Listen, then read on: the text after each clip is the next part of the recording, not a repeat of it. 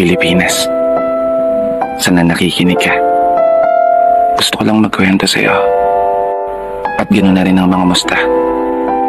Kahit hindi ka nakakapagsalita, alam kong sobrang nahihirapan ka na. Maganda ka naman eh. Inabuso ka lang talaga ng mga taong nakala mong aalagaan ka.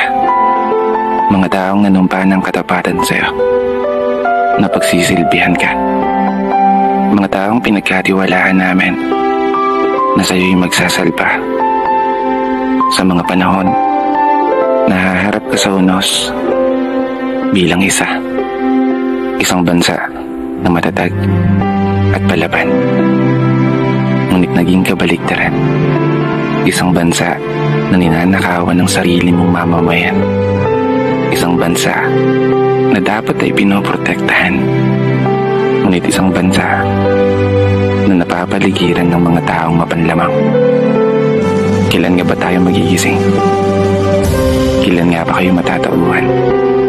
Kailan mo nga ba isa sa puso na inihalal ka ng taong bayan upang maglingkod, hindi para magpayaman, upang magsilbi, hindi para maging gahaman?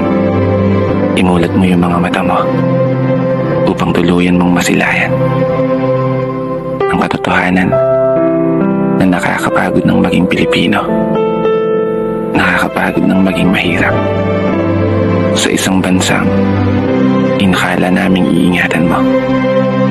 Mahal kong Pilipinas.